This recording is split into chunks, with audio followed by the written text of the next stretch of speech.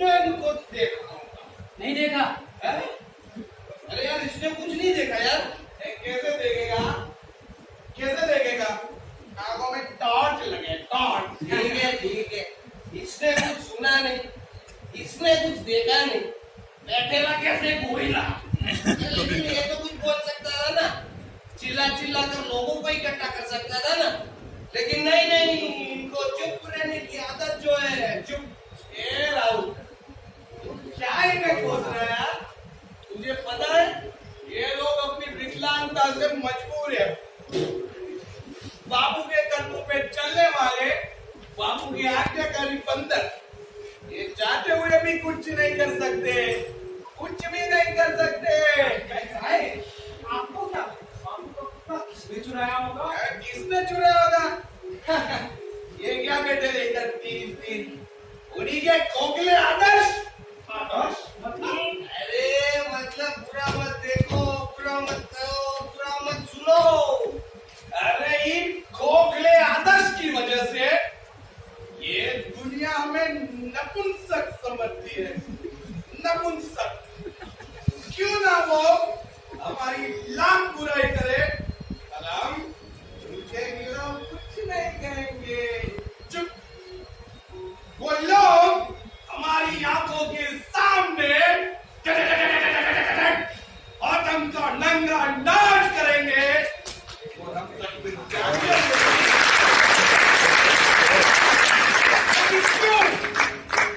वो लोग सैकड़ों हजारों बार हमारी संस्कृति को, परंपरा को बदनाम करेंगे, तो ये जानते हुए भी चुप क्यों? अरे यह खोखले आदर्श की वजह से। अरे इन खोखले आदर्शों ने हमें दिया भी तो क्या दिया? अखंड देश का 3 हिस्सों में बंटवारा। अरे बस इतना ही समझ सके बाबू को। इतना ही समझ सके तो। अरे विनय, ये क्या है? अरे ये लोग हिलते और बोलते भी है। अरे वो लोग कर भी क्या सकते हैं? उन लोगों को तो सिर्फ बोलना ही आता है। अरे वो लोग नहीं, ये बंदर लोग बोलते हैं, बंदर लोग। ये राहुल तुझे चाहिए। अरे तू मेरा मजाक उड़ा, वो भी इसके सामने। क्या होता है? क्या होता है? कभी ताक किसता है? हम जाता काफी अरे विनय, ये शराब हाथ में, झूठ नहीं बोलूंगा। अरे सच में ये लोग बोलते हैं अच्छा। अरे अच्छा भी बोलते हैं, मैंने सुना है अपनी आंखों से, तो फिर कानों से देखा भी होगा। चल। अरे क्या चलते विनय, क्या चलते? तूने मुझे सबके सामने मुझे झूठा कहला, आज मैं सच साबित करके रहूंगा। तुम लोग ये दोस्तों के बीच झगड़ा करवा के चुपचाप तमाशा देख रहे हो। तुम लोगों को तो छोड़ूंगा नहीं छोड़ूंगा। अब ये क्या करेगा पता नहीं। तुम लोग बोलते नहीं हो ना, तुम लोग बोलते नहीं हो ना। अरे ये पेट में जाने के बाद तो गूंगे भी बोलते हैं। क्यों? हमें बोलने के लिए इसकी जरूरत नहीं पड़ती। हमारी आंखों पे हाथ है, इसका मतलब ये नहीं कि हम कुछ देख नहीं सकते। सुनता है तो तुमसे बेहतर सुन सकते हैं और वक्त आने पर सुना भी सकते हैं। ए राहुल, देखा इन लोगों को मैंने इन बंदर लोगों को देखा, ये बोलते हैं। अरे बाबा, ये बंदर लोग बोलते हैं। हम बोलते हैं पर किसी की भावनाओं को ठेस नहीं पहुंचाती, क्योंकि हम मानते हैं सोच कर बोलने से बेहतर है बोलकर सोचा जाए। पर उनकी नजरों में हम अंदर गहरे गूंगे हैं। क्या कहा था इन्होंने? विकलांग है। तो क्या गलत कहा था मैंने? सच कहा था तुमने। हमारे संयम को तुमने विकलांगता का नाम दिया है। बाबू के आज्ञाकारी है सिर्फ इसीलिए चुप है, वरना तुम जैसे लोगों को तो है ना। अरे विनय, अब ये बापू के बंदर हिंसा करेंगे, हिंसा। तुम्हारा हिंसा तत्व का क्या होगा? मैं तुम्हें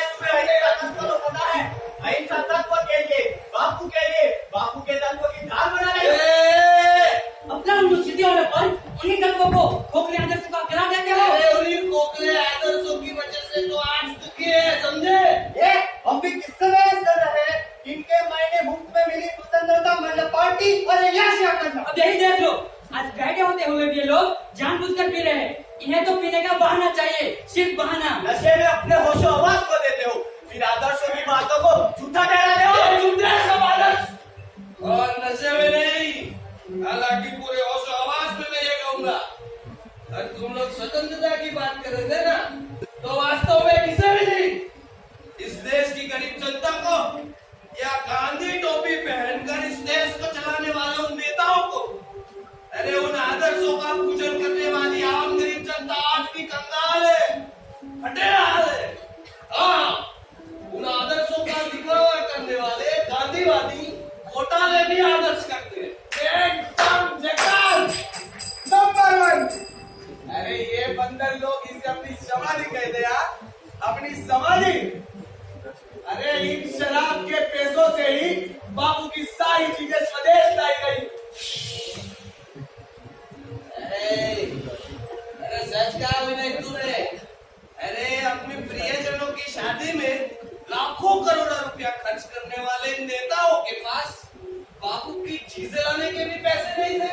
ए राहुल, इससे तो ये पता चलता है ये बंदर लोग बापू के तत्वों को ना मानते और हमें सिखा रहे थे ट्राइडे के बारे में। चल हट।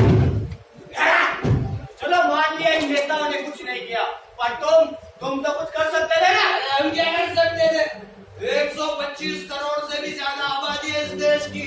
तो 125 करोड़ आबादी में से अगर लोगों ने एक रुपया भी अपनी जेब से निकाला होता, तो आज इस शराब के पैसों की बजाय देश की जनता के पैसों से बापू की सारी चीजें लाई जा सकती थी, और दुनिया की नजर में भारत के प्रति एकता की नहीं मिसाल कायम हो सकती थी। और इतनी सोच, इतनी अकलमंदी इनमें कहा। क्या अकलमंदी?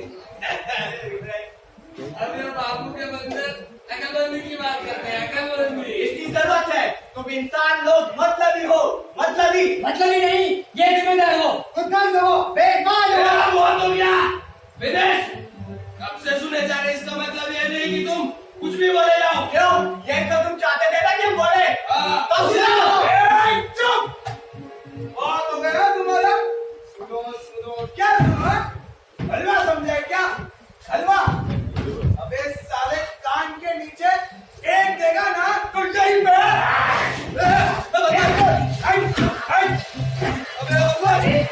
अरे ये क्या किया तुमने?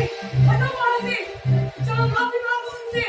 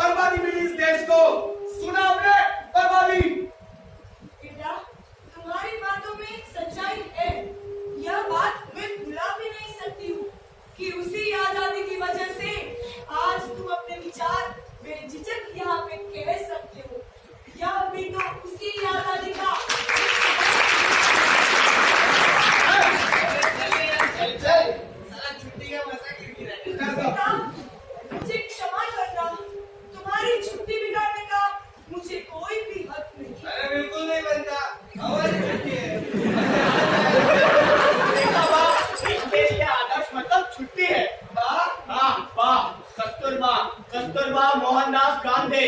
तुम लोग अपनी छुट्टियों के मजे लो और अगर हो सके तो हमारे सवालों पर गौर करो। अगर इन छुट्टियों से फुर्सत मिले तो उन्हें सुलझाने की कोशिश करो। स्वतंत्रता दिवस, गणतंत्र दिवस तथा महात्माओं के जन्म दिवस पर छुट्टियां क्यों दी जाती है? क्यों? बल्कि यह जन्मदिन मनाए ही क्यों जाते हैं?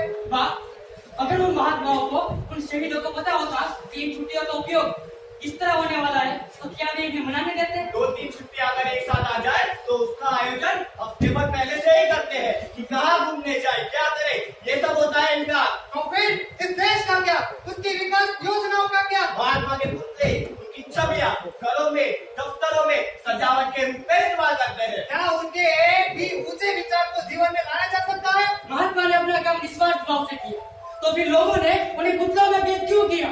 साल भर तो महात्मा उसका पुतला एक दूसरे को ही ताकते रहते हैं। अपने निजी स्वार्थ और मतलब के लिए पुतले खड़े करने वाले ये लोग जरूरत पड़ने पर उन्हीं पुतलों को जूते की माला भी पहनाते हैं। इन महात्माओं को पुतलों में क्या कर, क्या इन मतलबियों ने उनके विचारों को, उनके तत्वों को हमेशा हमेशा के लिए छुट्टी तो नहीं देने। जाओ पूछो हमारे उन रास्तों को, शहीदों का, महात्माओं का नाम देना बस यही बाकी है। क्या ये सब उन्होंने सिर्फ नाम के लिए किया था? इन छुट्टियों ने देश की आवाम को चुस्त और तरोताजा बनाए रखने की जगह सुस्त और आंशिक बना दिया है। आज देश आजाद होने के बाद जितनी भी छुट्टियां मिली उसमें से आधी से अधिक छुट्टियों का उपयोग सही ढंग से, सही तरीके से हुआ होता तो आज हमारा भारत देश विकास के नए मुकाम पे होता। हाँ बाप, अगर हमने कुछ गलत कहा हो तो हम उसकी माफी मांगते हैं, पर बरसों से ये सवाल हमारे मन में सता रहे हैं। तो शायद हालात से मजबूर होकर इसे डूबोते जा रहे हैं।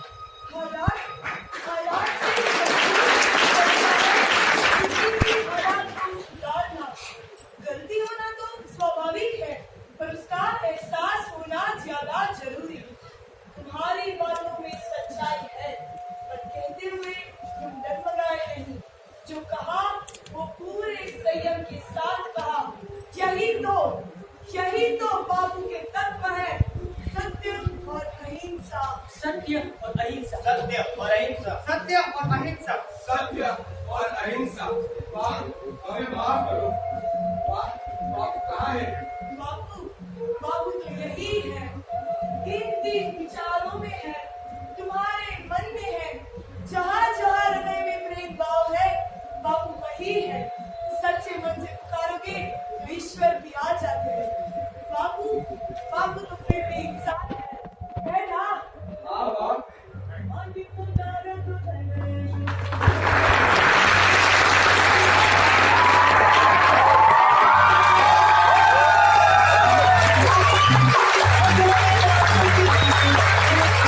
Woo!